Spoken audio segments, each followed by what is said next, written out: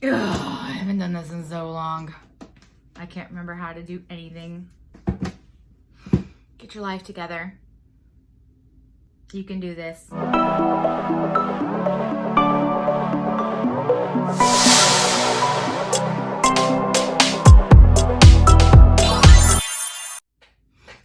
Hey guys, welcome back to my channel. I am breaking my quarantine day to bring you a video.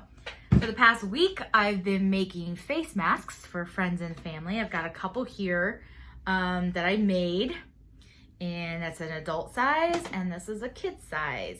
So I'm gonna show you how I decided to make my masks. There are like probably hundreds and thousands of videos out there of people making masks now thanks to COVID-19.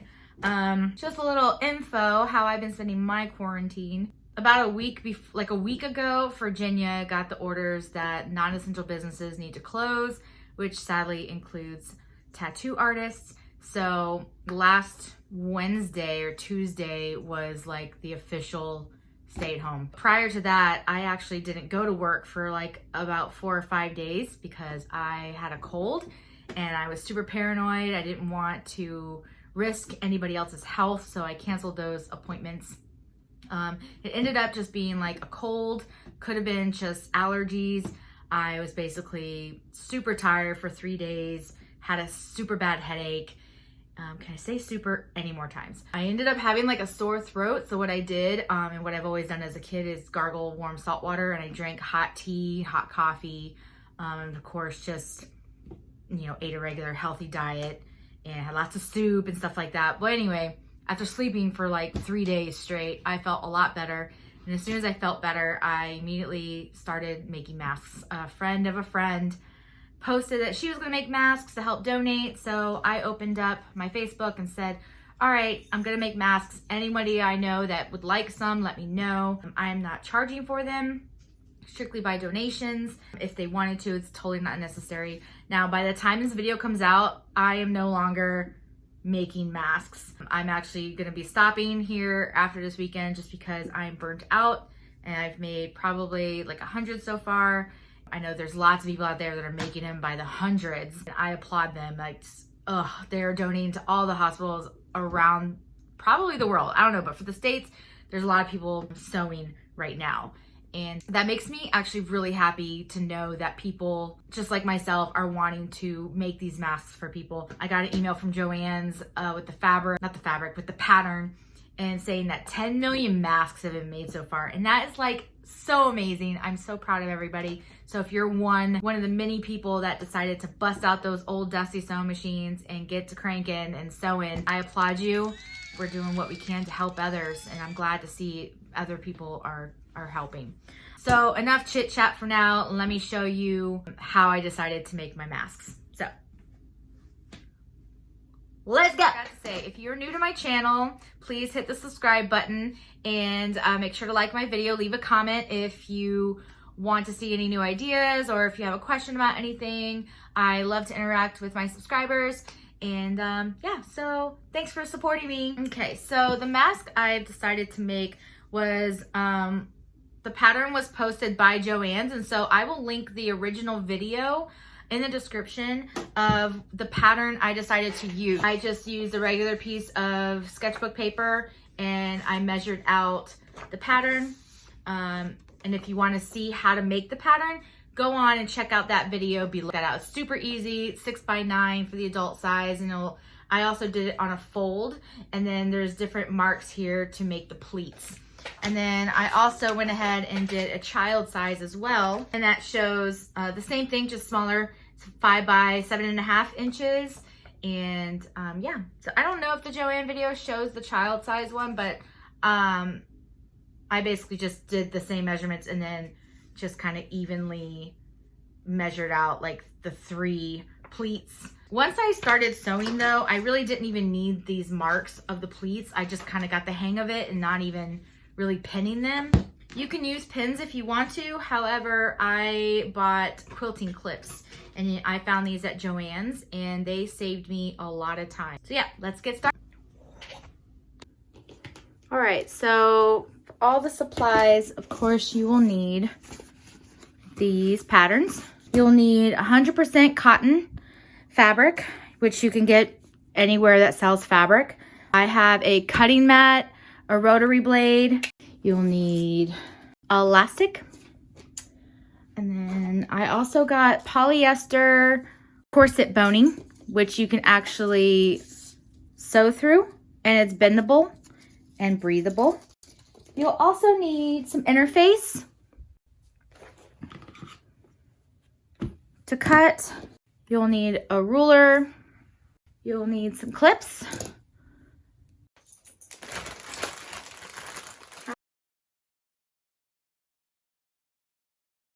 Okay, so going through my footage, I realized I did not have any footage of this, but for the elastic, there's different things you can use. Now, I just found this in a random area of my supplies, but this is 1/4 of an inch elastic. It's very stretchy. It's actually very comfortable. So I recommend using this type of elastic. However, because of this pandemic, you cannot find this size anywhere unless you order it online, which I have found some luck ordering through Etsy. I just ordered 100 yards of this type of elastic. Now this is thinner, but it will still get the job done. It will still hold it onto your ears. 100 yards. Each mask, before I ordered elastic online, what I did is I went to Walmart or Target and I got the elastic headbands. Now you can get any brand. Some people are also saying hair ties, but hair ties are smaller and those are not big enough for the ears. I've been measuring online or even through Joann Fabric's website. It says 6 inches for the earpieces, which is about, I know you probably can't see this big, but because I have a lot of friends who have bigger faces, I have extended that to 7 or 7.5. Either way, it will fit very comfortably. Now this type of elastic is a little bit thicker and so it's a little bit stronger, so it's harder for it to actually be stretchy. And honestly, I just don't think this will last over time, especially washing it, but in a pinch, it works. And so what I do is I just cut down the middle. And then what I do is I measure out 7.5 inches.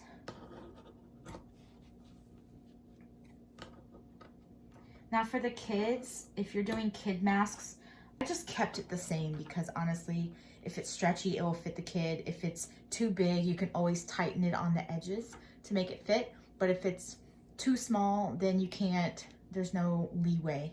So I just go ahead and do 7 to 7.5 inches for adults or children. And so you'll do that.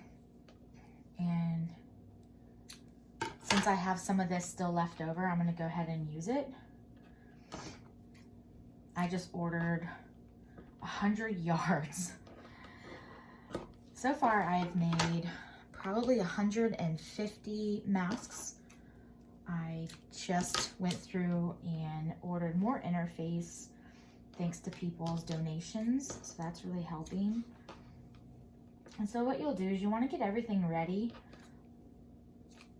What I've also been doing is, what I'll do is I'll cut the fabric out ahead of time, and then I'll cut all the interfacing, and then I'll press it all together. And so I have it in stacks. Here's the latest stack I have. I don't even know how many this is. I haven't even counted it, but they are already turned inside out. Let me show you. Oh, this one's already sewn. I must have already started that one. Oh, that one is too. Okay, let me flip this over. So what I did is after I cut them, and I think I have a video showing this, I turn it inside out. I iron fusible interfacing. I like fusible interfacing because it sticks to the fabric better. It makes it a little bit thicker, so it's easier for it to run through the machine as opposed to pinning it, which I hate pinning. I'm always stabbing myself. And then, so yeah, so right now I'm cutting everything out so that once I get going, I don't have to stop. And I think that's the best way to go about if you're making a bunch of masks instead of just 1 or 2 for your family, which is perfectly fine if that's what you're doing. But if you're doing it for the masses, such as myself, or for friends and family or hospitals or whatever you're trying to do, this really does help to get it all prepped. And earlier today, I probably spent 2 hours just cutting interface, cutting fabric, pressing it. It just makes it so much easier so you don't have to stop. Because once you find a groove of sewing, it just makes it so much easier. And it's really nice if you have friends and family that can help you, because one person can do this, another person can do the pressing, another person can do the cutting. And you got kind of a little factory line or sweatshop, whatever you want to call it. So I'm just going to continue doing this.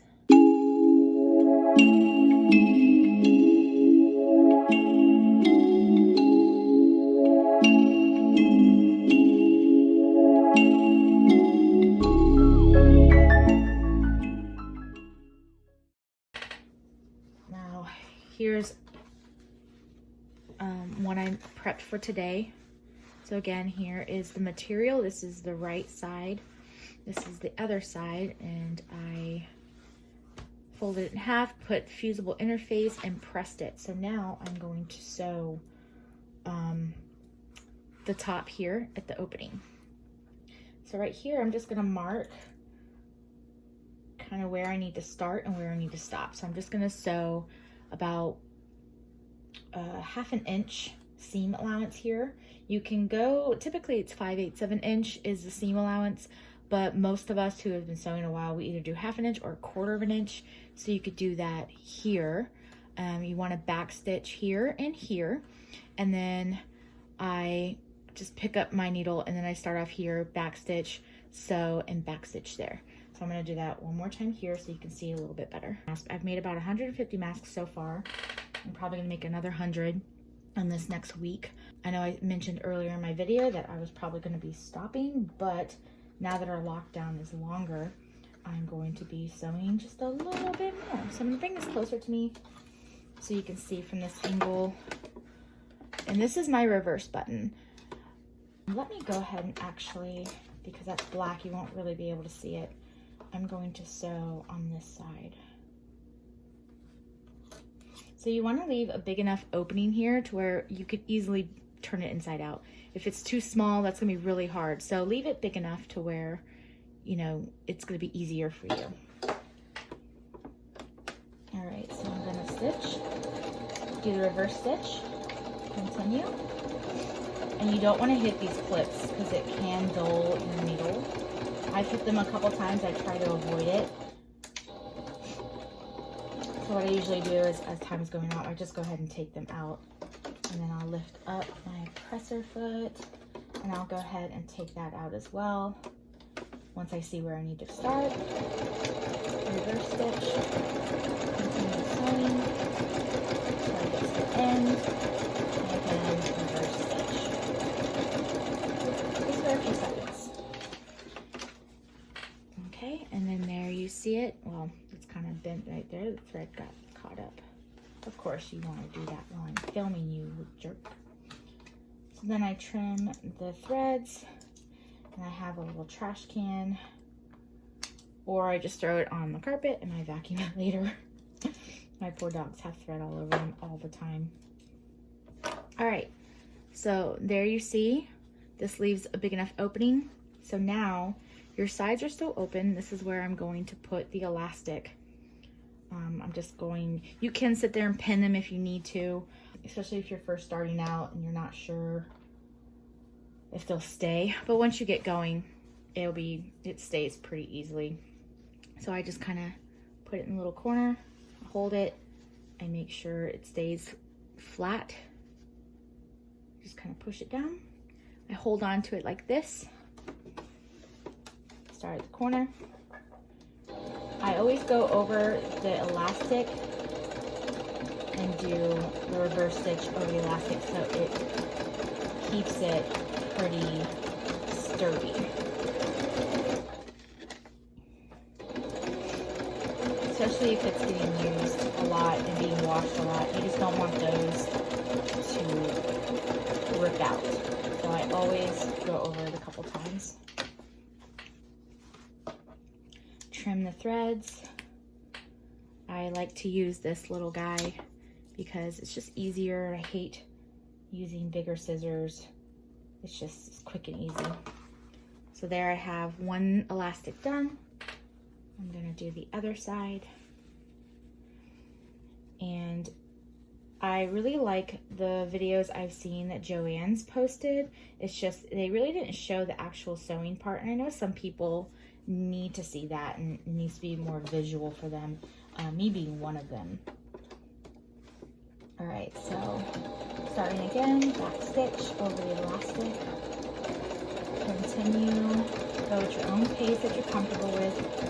You can hold it at the back for more stability, or you just kind of let the machine kind of do its thing.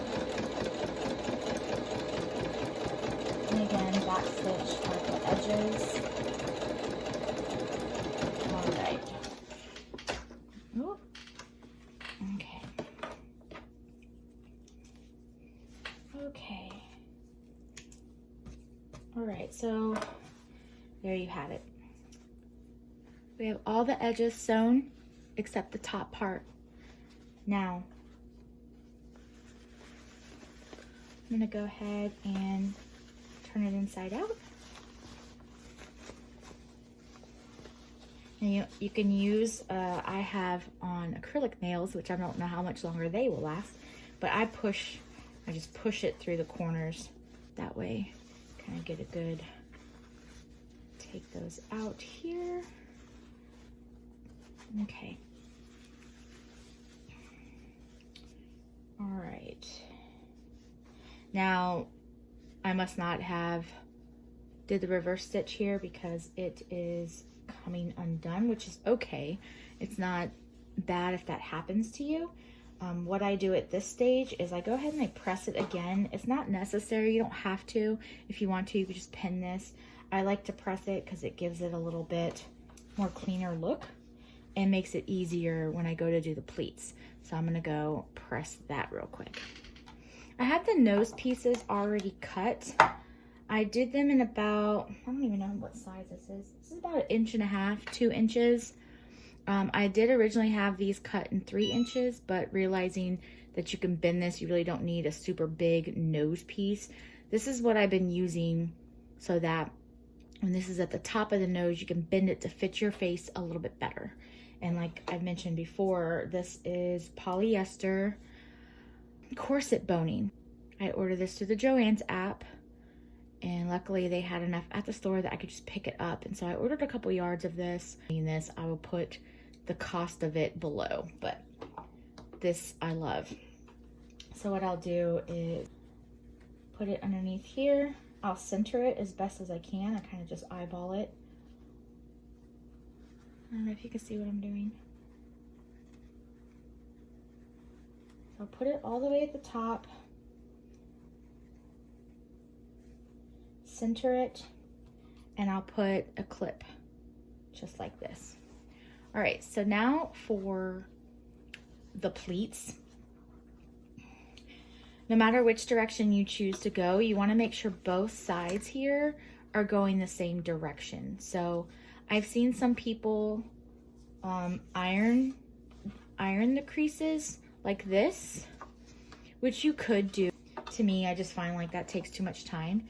And I was originally pinning this like they do in the Joann's video, but I got really tired of pinning them because it took up too much time. So what I did there is I just folded it just like this, and I'm gonna put a clip there. I know it's probably gonna be hard to tell. And then I'm gonna take a little bit more space and I'm gonna fold it again. Okay, so I'm trying to show you the best way I can. Again, I'm gonna show a little fold. Just enough to do the 1/2 inch. And I'm gonna put another clip there. So I have just enough room to do one last little fold and try to keep the elastic piece kind of upward and not accidentally underneath, because you could sew that and that will be in the way. Trust me, I've already done it a couple times. All right, so I have one side, and I'm gonna flip over, and I'm gonna make sure I go in the same direction. So I'm going to fold over. I'm gonna kind of do this as well. I'm trying to zoom in so you can see. Again, I'm gonna fold it. Now, when I first started doing this, I was pinning it just like the Joann's tutorial, but I found that to be really time consuming. It was taking me 20 minutes to sew a mask with pinning and then folding and then pinning again. It was just a little ridiculous. So that was a little too small of a pin. So you can kind of see what I'm doing here. And it's in the same direction. I'm not gonna lie, pinning them at first did help me understand how the pleats go, because I was not used to pleating anything. So there we go. And then I kind of just put the elastic in front. That way I later on do not sew over the elastic. Because if you accidentally leave the elastic on the bottom, you'll sew it and then the mask won't fit right. Okay, so now that we have it pinned, I guess you could say, clipped, I start at this corner and I go from there. All right, so it seems kind of funny because even though I just clipped these, or I just pinned them, whatever you want to call them, I'm gonna put my hand here to hold it in place, and I'm going to take these out. Now you can choose to press them at this point so that the creases stay. However, I do not. All right, so I'm gonna do about 1/2 inch out. I'm gonna put my presser foot down, my needle down. Now, that's thicker material, so you wanna take your time, and you're gonna have to push it a little bit through. So I'm gonna go slowly. I'm gonna reverse stitch a couple times, and then I'm gonna go again. I'm gonna take my time, I'm gonna push it through.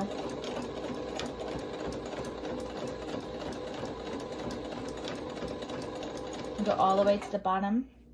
I'm not gonna go all the way through.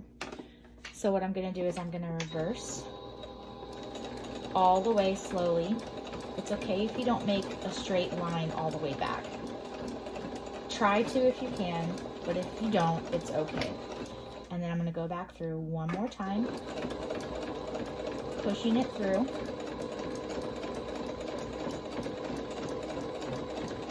And I'm gonna stop like, I don't even know the measurement of that, 1/8 of an inch. I'm gonna leave the needle down, lift my presser foot, and rotate.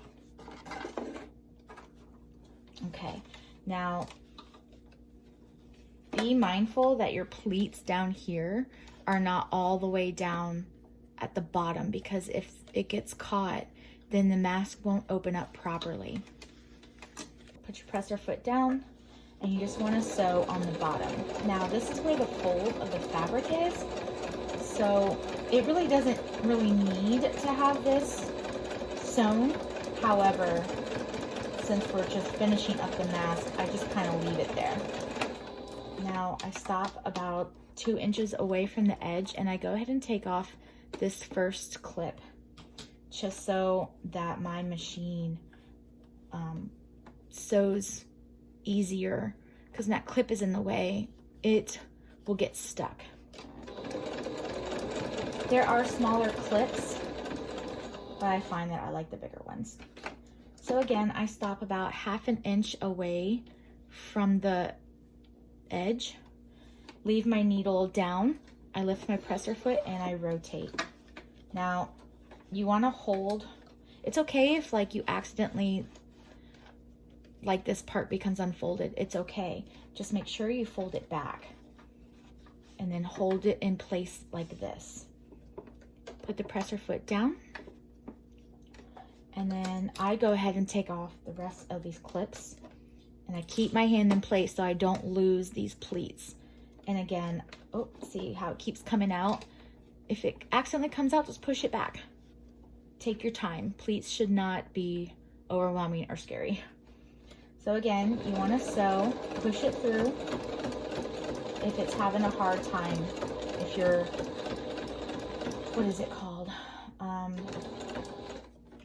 The feet underneath here that are pushing the fabric, if it has a hard time, that's when you can sit there and kind of nudge it along. So I'm going to keep my hand here. I'm going to reverse stitch.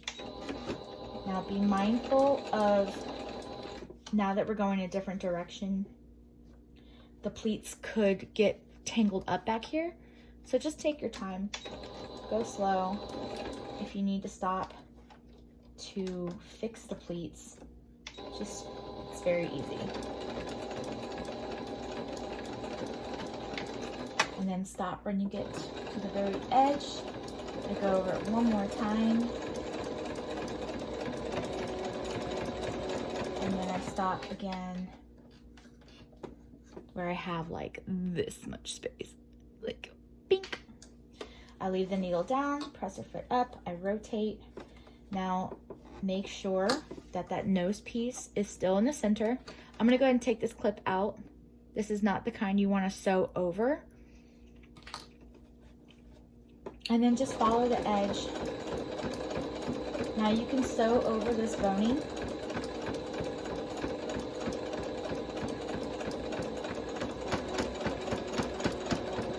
And you want to stay close to the edge without going over the edge. Does that make any sense?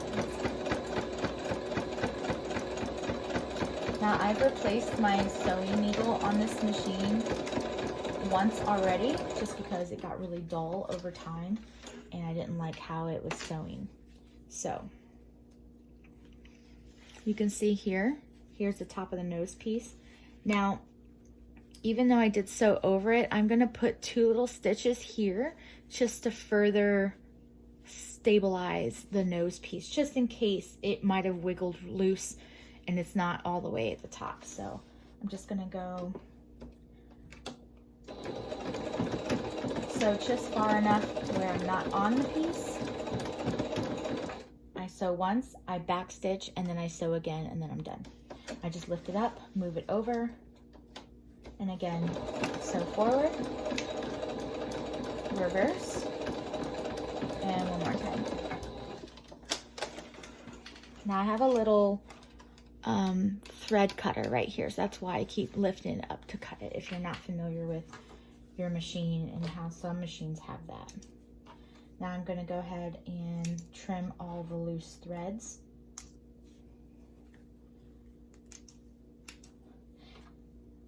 Now once you get past your first mask, the first mask took me at least 20 minutes just so I got the hang of it. And then once I got into a rhythm, I was able to finish a mask in 7 minutes doing these steps. So again, here is the finished. Now when it's worn, it's like this. And people think this means to go at the bottom. This is actually the top. And this is where you can bend it to fit your nose better. Now I'm not gonna put this on because this is gonna be for somebody. And there you have it. And this is just enough elastic. You can wash these. I do recommend hand washing them in regular detergent and then just letting them air dry overnight. I wouldn't put this in the washer or the dryer, although you probably could, I think, to maintain it and so that it lasts a little bit longer. I would hand wash them. And remember, when you are wearing these masks, you want to make sure not to touch anything else. This is to protect you, so that if you're wearing this out in public, be mindful of what your hands are touching. If you're wearing gloves and a mask, a lot of people are not aware of cross-contamination. They think just wearing gloves and a mask protects you when it doesn't. You need to be mindful of what you touch and when you go to touch your mask. That's probably the most important thing. So if you wear this all day, I definitely recommend washing it that night. Leave it to air dry so you can wear it the next day if you need to. All right. Thank you guys for watching my very long tutorial on how to make these fabric masks. Feel free to comment below any questions or concerns you might have, and don't forget to like and subscribe for more videos in the future. Be safe during quarantine, you guys. Bye!